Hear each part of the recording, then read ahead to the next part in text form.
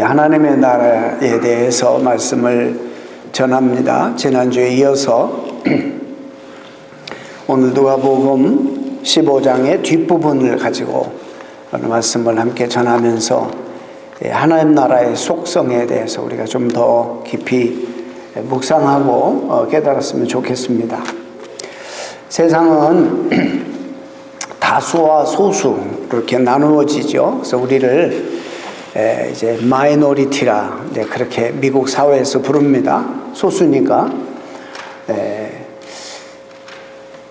역사는 언제나 대부분이 거의 소수는 이 다수에 의해서 흡수되고 동화되어 버립니다. 중국의 역사 가운데 지금 중국이 수없이 많은 소수 민족들로 이루어져 있는데, 그렇게 구성되어 있는데, 어느 통계를 보니까 92% 정도가 문화도 좀 다르고 생김새도 다르고 풍속도 약간씩 다른데 자기들을 그냥 한족으로 그렇게 이해하고 산다고 그런다는 겁니다. 그래서 왜 그러냐면 한때 한족의 지배를 받았었기 때문이고, 소수 민족들이 생존하기 위해서는 그 큰 다수의 민족에게 이렇게 동화될 수밖에 없었다는 것입니다. 그래야 성장할 수 있고, 이것이 역사 가운데 인간이 소수가 생존할 수 있는 그런 방법이기 때문입니다. 그런데 재밌는 것은 역사 가운데, 세계사 가운데 소수가 전혀 동화되지 않고 다수를 이겨버린 그런 사례가 있습니다. 이 소수의 정체성을 가지고 있으면서 오히려 다수에게 엄청난 영향력을 끼쳐서 다수가 소수에게 흡수돼 버리는 그런 세계사 가운데 이런 역사가 있습니다. 초기 기독교 공동체입니다. 그들은 소수였습니다. 정황과 정치적인 상황이 또 너무나 어느 때보다도 불리하고 힘들고 열악했는데, 다수에 먹히지 아니하고 오히려 다수를 지배하고 제국을 다 그들의 그 매력이 결국에 영향을 끼쳐서 기독교 공동체를 만들게 되었습니다. 왜 그렇게 됐느냐? 그건 자기 스스로들이 나는 이 세상에 살지만 이 세상에 속한 자들이 아니라 나는 하나님께 속한 하나님의 백성들이라는 이런 정체성 때문에 그렇습니다. 하나님에 의해서 선택되고, 그래서 특별한 사랑과 관심의 대상이 되고 하나님의 돌보심을 따라 살기 때문에 나는 이 세상에 속한 존재가 아니기 때문에 눈에 보기 좋은 것들을 따라가는 것이 아니라 나를 이 땅에 보내신, 그리고 선택해서 나를 사랑하시는 그분 기뻐하시는 삶이 무엇인가를 찾아서 그 문화에 따라서 그 말씀에 따라 순종하고 살았기 때문이다. 우리 이민 목회자들이 고민하는 고민 중에 하나가, 미국에서 특별히 소수민족으로 살면서 성도들을 조금 세상 속에서 조금 더 어깨 피며 살게 할 수 없을까? 아무리 설교해도 왜 그렇게 살지 못하고 그냥 늘 쭈그리고 사는가? 이런 것들이 이민 목회자들에게 큰 고민입니다. 몇 해 전에 이 지역의 오하이오하고 우리 교단 목사님들이 모여서 어떻게 하면 우리 성도들을 이 세상 속에서 참 2등 시민, 세컨 시리즌이 아니라 1등 시민으로 살게 할 수 있을까? 어떻게 하면, 이제 연구를 했습니다. 뭐 다 아는 답이지만은, 이제 이것을 어떻게 프랙티컬리 실제적으로 성도들에게 강조해서 그렇게 살게 할 수 있을까? 답이 나와 있습니다. 우리는 이 세상에 속하지 않고 하나님께 속한 하나님의 백성들이라는 것입니다. 이 정체성을 우리가 안 가지면 이곳에 와서 체격도 왜소하죠. 영어도 안 되죠. 돈도 없죠. 미국 사람들에 비해서. 그러지 않습니까? 여러분, 굉장히 이게 중요한 겁니다. 우리는 이 세상에 살지만 이 세상에 속한 자들이 아니라 하나님께 속한 하나님의 백성이라는 사실을 여러분 알아야 돼요. 그래야지 기 안 죽고 사는 거예요. 내가 어디에 속했다고요? 하나님께 속했어요. 그래서 이 하나님의 왕 되신 우리 주님이 우리를 통치하고 다스리고 우리를 보호하고 지켜주시는 그런 은총 속에 살아가고 있다는 사실, 이것을, 이 정체성을 우리가 분명하게 하지 않으면 여러분 어떻게 사는지 아세요?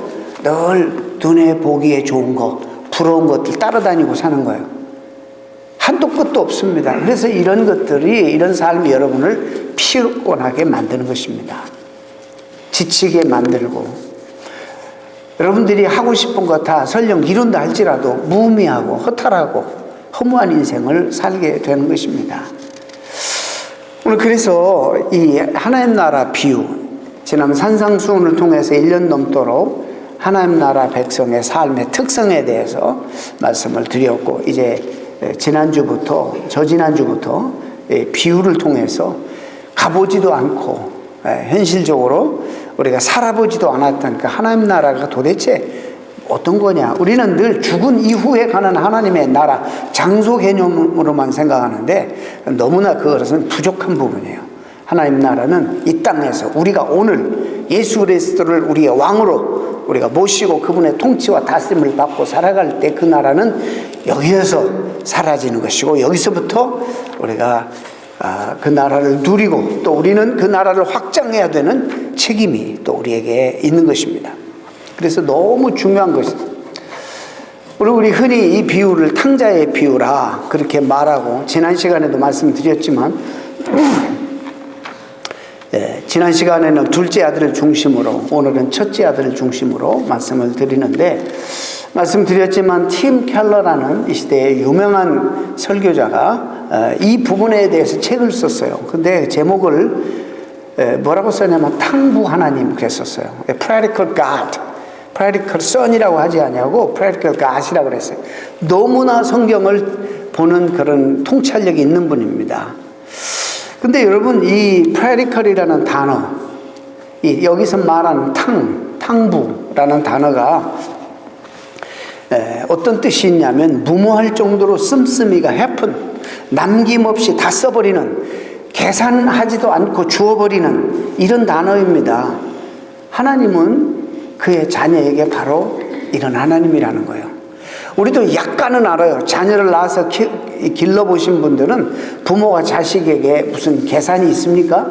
이 녀석을 내가 잘 양육해서 좋은 직장 가지게 한 다음에 덕을 좀 봐야 되겠다, 이런 생각을 가진 부모라면 이런 부모는 조금 미성숙한 부모입니다. 조건 없습니다. 계산하지 않습니다. 내 자식이니까 그냥 사랑하게 되고 가는 거예요. 여러분, 우리가 그 계산 없이 쏟아 부어주시는 하나님의 그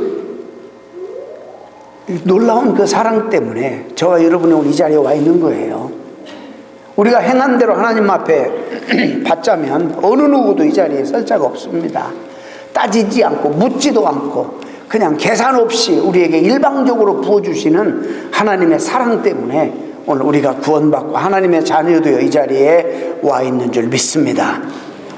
그 하나님의 무모한 그런 은혜야말로 우리 하나님 백성이 이 땅에 살아가면서도 이것이 우리에게 큰 소망의 신앙생활에, 이것이 있기 때문에 세상이 어떻게 변해도 세상 속에 우리는 꿀리지 아니하고 어깨 피고 우리가 살 수 있는 거예요. 바로 그 하나님의 계산성 없는 무모한 우리에게 베푸시는 사랑 때문에 우리가 삶이 변화돼 그 변화의 경험을 하고 있는 것이고, 오늘 이 자리에도 그런 하나님의 사랑 때문에 우리가 와 있는 것으로 믿습니다. 이 비유가 어떻게 시작되었다고 그랬죠? 여러분, 그래서 항상 비유만 뚝 떼서 설명하면 안 됩니다. 이 비유가 이 바리새인과 서기관들이 예수님을 추적하면서 시비를 걸죠. 어떤 시비를 겁니까? 예수님이 죄인들과 또 창기와 함께 자리하고 교제하고 또 식사하고 이런 것을 지금 시비를 걸고 있는 거예요. 그들이 생각할 때는 용납할 수 없는 죄인들이에요.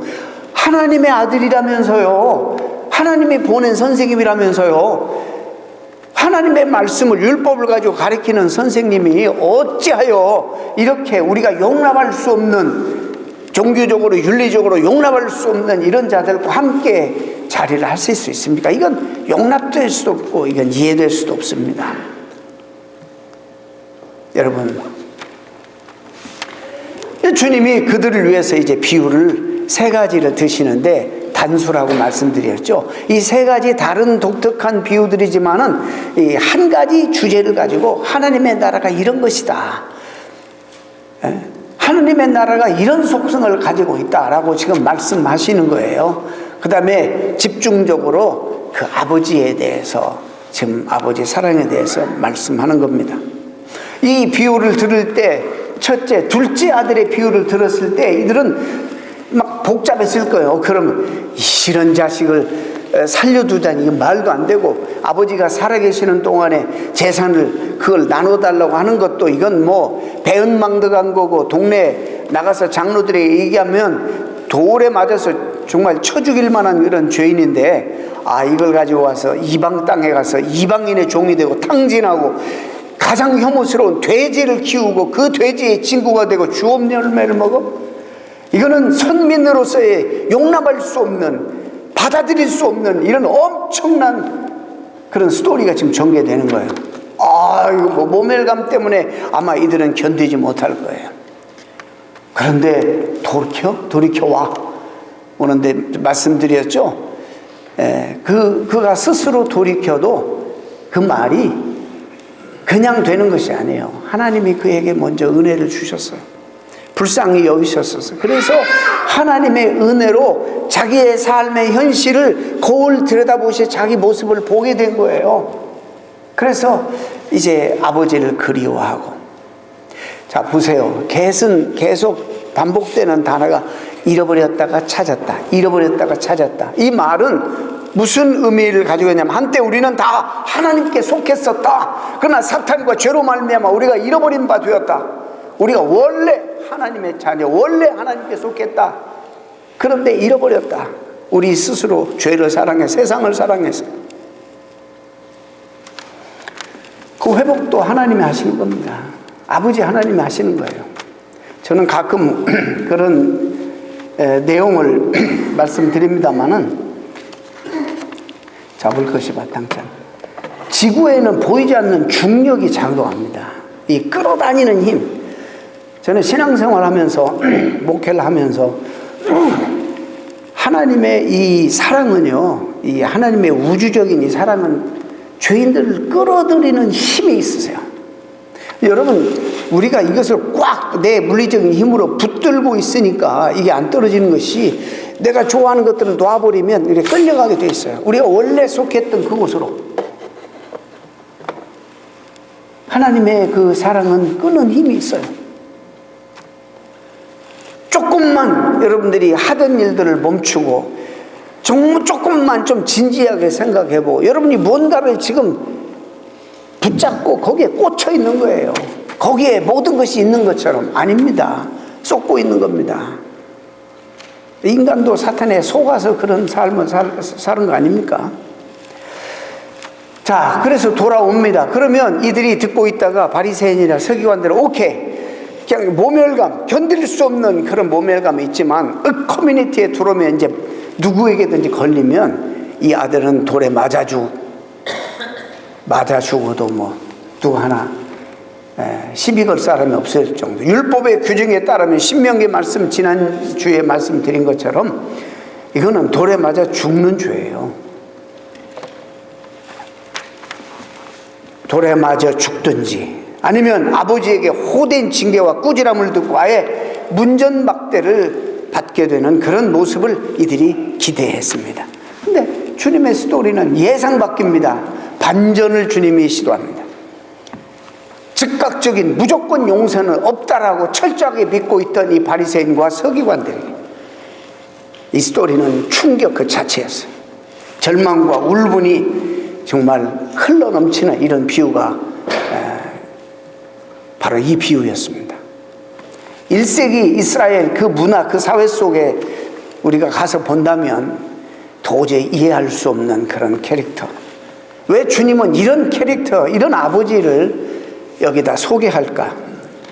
무슨 의도로 아버지의 캐릭터를 이렇게 묘사했을까? 근데요, 한 가지 분명히 우리가 먼저 짚고 알아야 될 사실은, 아버지는 과거의 일을 까마득하게 다 잃어버려서 그런 게 아니에요. 탕자 아들이 저지른 이전의 죄악들에 대해서 반드시 누군가가 책임져야 됩니다. 그런데 아버지는 여기서 그 책임을 자기 자신에게 돌리고 있다는 거예요. 그 아들에게 묻지 않고, 그 아들이 잘못했지만, 그 아들이 죽어 마땅하지만 그 모든 죄에 대한 책임, 잘못에 대한 책임을 그 아들에게 묻지 않고 자기에게 묻는 거예요. 자기에게. 그래서 그 책임과 수치를 자신에게로 돌리고 있는 것이 오늘 본문에 나타난 아버지의 특성이에요. 우리 여기서 아주 힘없는 전능자를 봅니다. 하나님을 우리는 전지전능하신 하나님이라고 그렇게 표현합니다. 성경도 그렇게 증거하고 있습니다. 하나님 아버지는 이처럼, 근데 우리의 상식과 이성 또 문화적인 통념으로는 도무지 이해되지 않는 역설적인 분입니다. 절대적인 주권자인데 죄인들인 우리 인생들을 얼마든지 파멸시킬 수도 있는 분인데, 놀라운 것은 그의 권능과 권위를 자기 자녀에게 털끝만큼 사용하지 못하신 하나님이 오늘 본문에 나타난 아버지예요. 그게 바로 하나님이에요. 그분 전지전능하신 분이에요. 말씀 한마디로 이 세상을 다 만드신 분이세요. 그래, 우리를 얼마나 사랑하시길래 그런 하나님이 우리에게만은, 그 자녀에게만은 모든 주권을 다 가지시면서도 털끝만큼도 사용하지 못하신 아버지. 이것이 예수님이 비유를 통해서 보여주고자 원하셨던 그런 아버지입니다. 하나님은 물론 그의 자녀가 하나님 품을, 아버지의 품을 떠나서 먼 나라로 가서 허랑방탕하게 인생을 사는 걸 원치 않으십니다.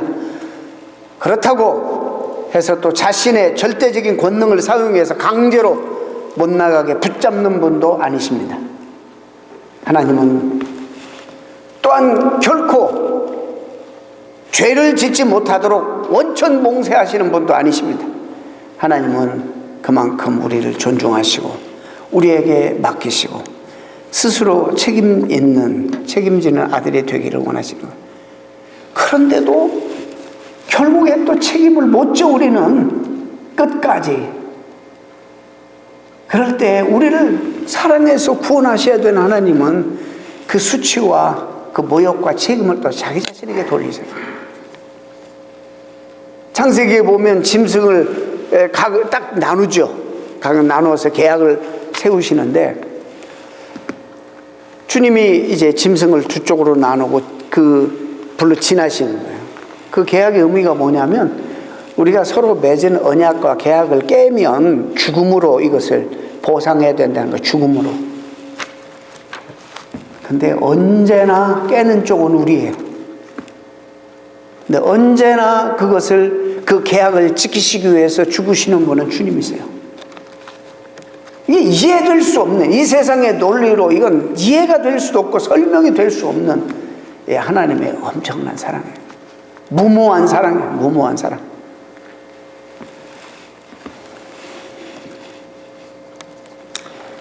잃었던 아들 찾고 죽었던 아들을 다시 아들이 살아 돌아오는 것을 너무 기뻐하셔서 잔치를 베풉니다. 이 잔치는 그 아들의 선행 때문에 베풀어진 잔치가 아닙니다. 탕자는 은혜 받을 만한 아무런 일도 한 적이 없지만 돌아온 것 그 자체를 기뻐하여서 아버지가 주도권을 가지고 기획한 잔치입니다. 구원의 잔치요.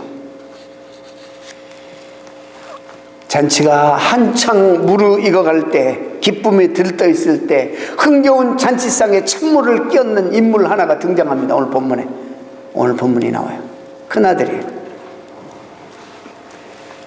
저는 오늘 보면서 여러분도 보시기 원해요. 그동안 감춰두었던, 꾹 참고 있었던 사악한 그의 본성이 이제 드러납니다. 겉으로 보기에는 정말 효자 같고 효성스러운 것 같은데 그동안 그렇게 잘 참고 꾹꾹 감춰둔 사악한 본성. 이 큰아들은 누굴까요? 당시에 사람들로부터 잘 믿는다고 평가를 받고 있고, 자기 스스로 이만하면 다른 사람들과 구별되게 잘 믿는다고, 성실하게 나는 살고 있다고, 완벽하지는 않지만 이 정도면 잘 믿는 거 아니냐고 생각하고, 그래서 그들보다 도덕적으로 좀 떨어지고 잘 못 믿고 있는 사람들을 함부로 평가하고 정죄하는 바로 바리새인과 서기관들을 대상으로 하는 거예요, 이 큰아들은. 뿐만 아니라 오늘 우리 가운데 내가 그래도 내가 언제 완벽하다고 해서 그렇지만 나도 다른 사람보다 성실하고 봉사하고 힘에 겹도록 헌금 생활하고 충성하고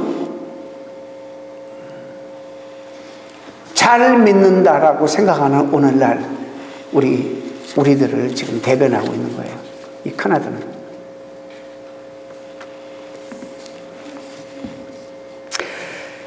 잘 믿는다고 자부하지만 결정적으로 잘못 믿고 있는, 왜 잘못 믿고 있는지를 제가 설명하려고 합니다. 이 형은 돌아온 자기 동생인데도 정말 아버지의 마음을 조금이라도 헤아리고 이해하고 알고 있었다면 눈물로 나가서 반기고, 어떻게 죽은 줄 알았는데 네가 아직도 살아있구나 반기고 이래야 되는 거 아니에요? 이게 자연스러운 거 아니에요? 근데 이 아들은 아버지의 살림을 창녀들과 함께 삼켜버린 이 아들이 돌아오매, 나를 위해서는 아버지와 함께 성실하게 밭에 나가서 일하고 아버지를 위해서 충성한 나를 위해서는 염소 한 마리 안 잡아주시더니, 이 아버지 재산을 탕진하고 허랑방탕하고 이런 몹쓸 놈, 죽어 마땅할 놈, 더 나가서 죽었으면 좋았을 놈, 이놈이 돌아오니까 살찐 송아지를 잡으시네? 아버지한테 대드는 것이고, 나는 이런 심정으로 이 잔치에 참여하지 못하겠습니다. 분노하고 있는 거예요. 이게 지금 바리새인과 서기관의 모습이에요. 어찌하여 율법을 가르치는 랍비 선생님이 하늘에서부터 왔다면서 하나님의 아들이라면서 어떻게 저런 윤리적으로 형편없고 신앙적으로 종교적으로 형편없는 저런 사람들과 어울립니까?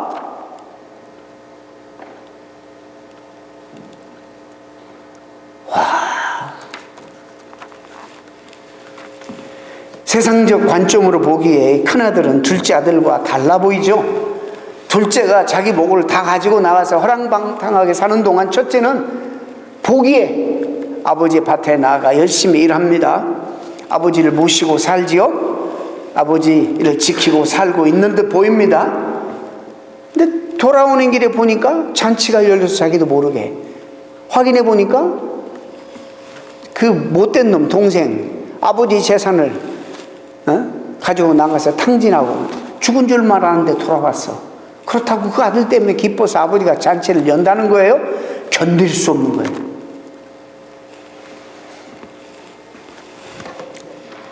화가 납니다. 어떻게 성실한 사람 살아온 나에게는 한 번도 베풀어 주지 않는 잔치를 저 돌에 맞아 죽어도 아주 마땅한 저놈을 위해서는 저렇게 하실 수 있느냐. 아버지께 노하는 거예요. 저가 노하여 들어가기를 즐겨 아니하니 안 들어가겠다 이런 거예요. 근데요, 아버지가 또 나와 밖으로. 저 둘째 아들 나와서 영접하듯이 아버지가 똑같은 마음으로 또 나와서 권한대. 여기서 권하다는 말은요, 여러분, 여기서 보혜사라는 성령을 상징하는 단어를 사용하고 있어요.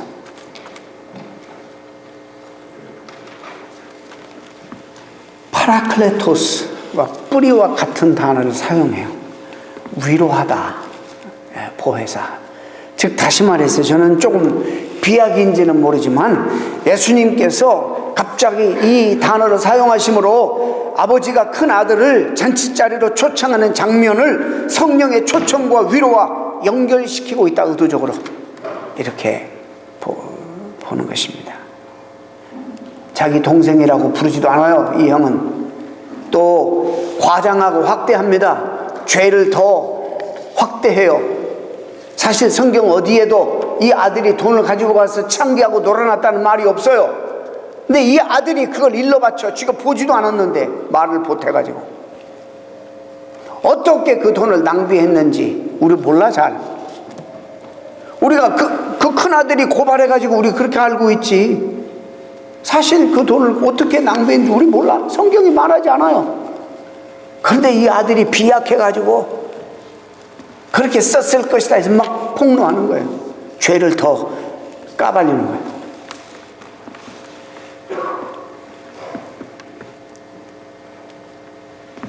형이, 저는 이런 생각을 해요. 돌아온 그래서 이제는 나는 죽어도 싸다. 나는 이제는 내가 종으로서만 나를 사용해줘도 나는 감지덕지다. 기가 빡 죽어가지고 이렇게 돌아온 아들 완전히 밟아버리는 거예요. 완전히 죽여버리는 거예요, 형이. 아버지는 어떻게든지 회복시키고 자신감을 심어주고 살리려고 하는데 형은 죽이려고 해요. 이 탕자가 집에 못 돌아오게 하는 거예요. 들어온다 할지라도 평생 죄책감을 가지고 살도록, 어깨 펴지 못하고 살도록 만드는 그런 언어들을 지금 구사하는 거예요. 꼼짝 못하게 하자는 의도입니다. 이게 탕자 형이 가지고 있던 마음이에요.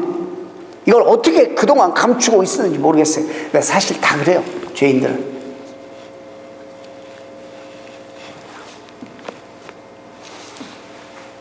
그 큰아들은 신앙심이 있어 보이지만 깊이 보면 자기만을 위해서 살았어요. 비도도 자기만을 위해서. 아버지 아마 비약하면 이제 언젠가는 영원히 살 수 없겠지. 아버지가 빨리 돌아가시면 그 재산을 내가 이제 다 소유하니까. 아버지가 이런 마음을 가지고 살았으면 죽기를 바라는 사람이에요. 그래야지 그 소유가 나한테 오니까. 믿어도, 신앙심이 있어도 늘 자기중심적, 내 필요를 위해서 하나님을 믿어요. 하나님의 영광이 나의 영광이 되고 그의 기쁨이 나의 기쁨이 되는 것이 아니라 하나님은 나의 이용 대상이야. 내가 지금 뭐가 필요해, 내 필요함을 충족시켜주고 내 신분을 상승시켜주고 내 자식 잘되게 하신 하나님이에요. 믿는 목적이 전부 그거예요. 이 큰아들이, 우리가 만약 그런 사람들이 있다면 바로 그런 사람, 대상이에요. 당분간 내 필요를 위해서 순종하고 아버지 말을 들어주는 거예요. 그냥 거기 있는 거예요. 용이 주도예요. 작은 아들은 승질이 그렇고 말이죠. 그래서 챙겨가지고 나갔지만 이 큰아들은 참 용이 주도하게 참고 견디고 있는 거예요. 언젠가는 이 재산이 다 자기 것이 되고.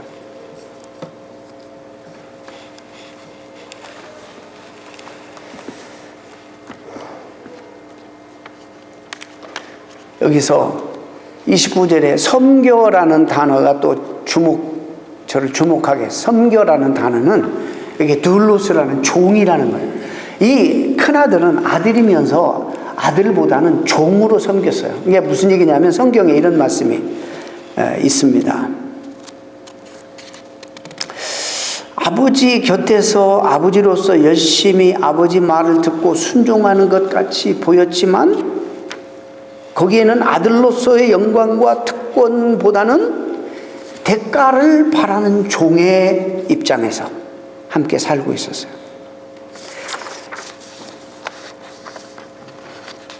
성경에 이런 말씀이 있어요. 이제부터 너희를 종이라 하지 아니하리니 종은 주인의 하는 것을 알지 못함이라.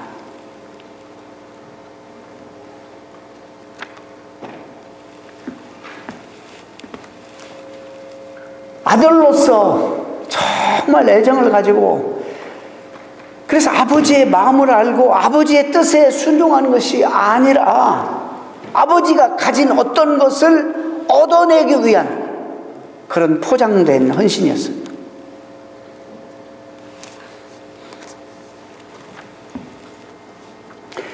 그러면 아버지의 것을 가지고 허랑방탕하게 낭비한 둘째 아들이나 집에 있었지만 아버지의 마음과 전혀 상관없이 아버지 죽기만을 바라고 이분 통해서 얻어낼 것만을 사모하고 기다리고 충성하는 것처럼 보였더니 첫 아들이나 다를 바가 뭐가 있어요?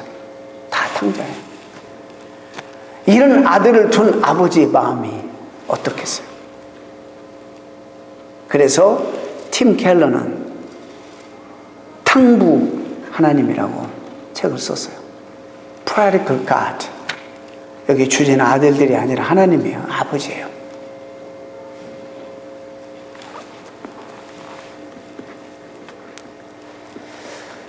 말씀드렸지만 본문에 또 잃어버렸다가 되찾은 아들이다. 잃어버렸다는 것은 처음에 소유한 적이 있었다는 말을 전제하는 말이에요.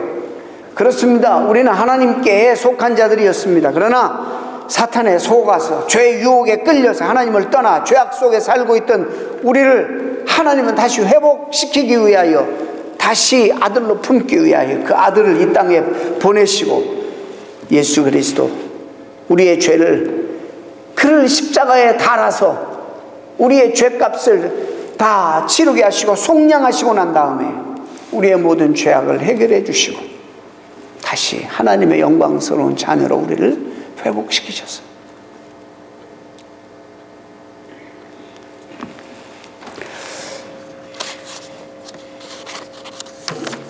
우리의 삶 속에서 나오는 헌신과 성실한 행위가 진짜 하나님의 은혜에 하나님의 자녀가 되어서 베푸신 은혜 감사해서 나오는 것인지 아니면 하나님 통해서 뭔가 얻으려고 하는 층길이 하나 위장된 성실이고 헌신인지를 어떻게 구별할 수 있느냐? 제가 실제적으로 쉽게 여러분들에게 하나 예를 들려고 해요. 여러분들이 열심히 봉사하고 수고하는데 내가 행한 일을 사람들이 몰라줘. 그럼 여러분 생각이 어떤 생각이 들어요? 섭섭합니까? 열심히 했는데 몰라줘. 내 수고를. 이런 일들이 너무 쉽게 우리에게 일어나요. 그것 때문에 시험 받아. 누구 때문에 한 거예요? 하나님을 위해서 한 게 아니고 나를 위해서 한 거예요. 이게 너무나 쉬운 원리인데 우리가 범하는 실수예요. 사람들은 겉모양을 보지만 중심을 보신 하나님이라고 그랬어요. 지금 하나님이 아무도 안 알아줘도 아무도 몰라도 내가 한 일이 그게 하나님을 위한 것이라면 하나님이 영광 받으시고 기뻐하세요. 우리 신앙생활의 목적은요, 하나님의 기쁨이 나의 기쁨이 되야 하고 그분의 영광이 나의 영광이 되어야 되는 거예요. 언제까지 우리는 하나님을 이용하는, 하나님 우리에게 이용 대상만 되는 그런 하나님으로 존재해야 되는 건데, 신앙생활 하면서 이제 우리가 하나님을 위해서 조금 쓰임받으면 안 될까요? 하나님을 위해서 좀 유용되게 쓰임받는 도구들이 되면 안 될까요? 그분이 그렇게도 사모하시고 밤잠을 이루지 못하고 매일 나가셔서 서성이신 아버지의 그 모습 통해서 그분의 마음을 살피고 무엇을 그분이 가장 원하시는지 우리가 살피면 안 되는 건가요? 이 정도 은혜를 받았으면, 계산 없이 이 정도 쏟아 부어 주셨으면,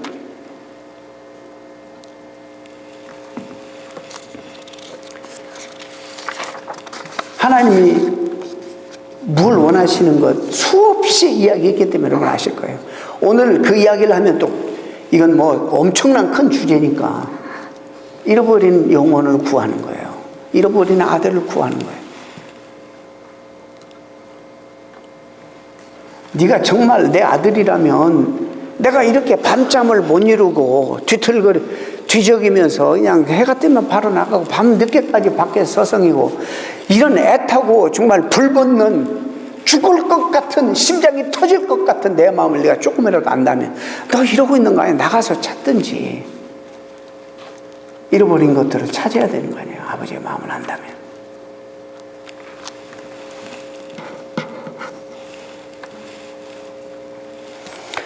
세상 관점에서 보면 효자죠.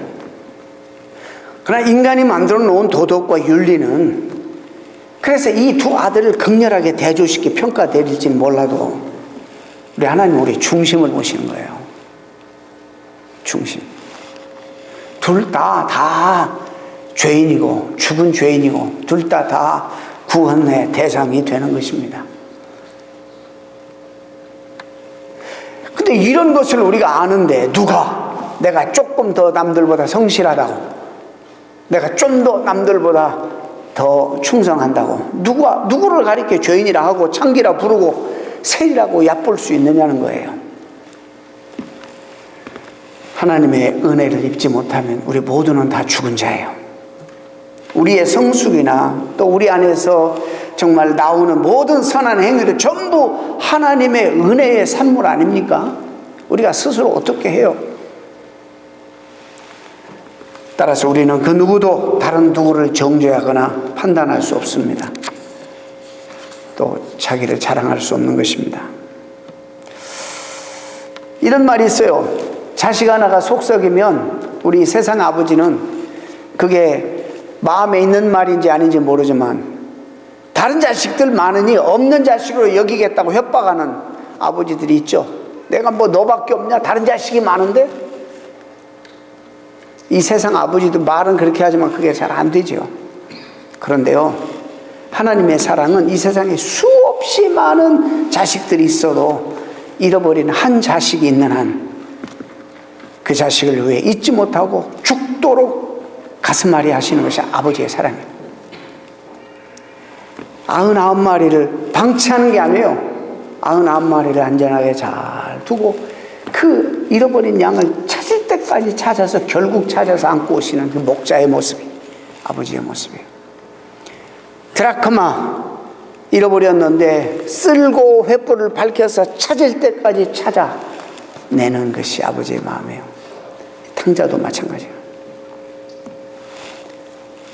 자, 또 한 가지 마지막으로 재밌는 것은 아버지가 그 아들들한테 너 왜 이러냐? 너 뭐 해다 왔어? 내가 그 돈 많이 줬는데 어디다 썼어? 한마디도 묻지 않아요. 아마 이걸 뭐 늘려서 썼어도 하나님 안 물을 거예요. 우리에게 안 물으셨잖아요. 안 물으세요.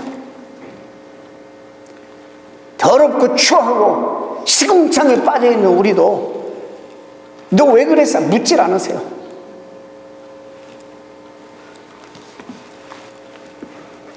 그냥 그 모습 그대로 영접하고 아들로 받아들여요. 왜 묻지 않는지 한번 생각해 봤어요. 우리가 빨리 회복되기를 그 누구보다도 원하시는 분이에요. 빨리 잃어버렸던 것들 다시 회복받아 하나님의 영광스러운 자녀로 이 세상에 어깨 피며 살기를 누구보다도 원하시는 분이 하나님이세요.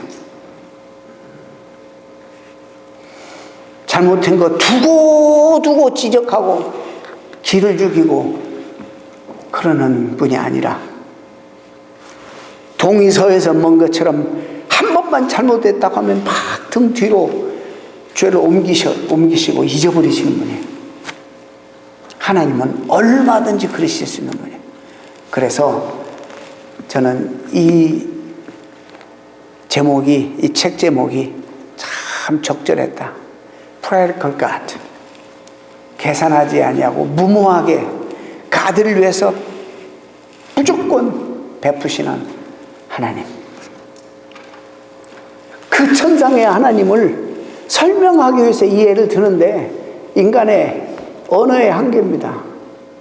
여러분 이걸 보실 수 있어야 돼요. 이 비유를 통해서. 바리새인과 서기관들 막 큰 충격을 받았을 거예요.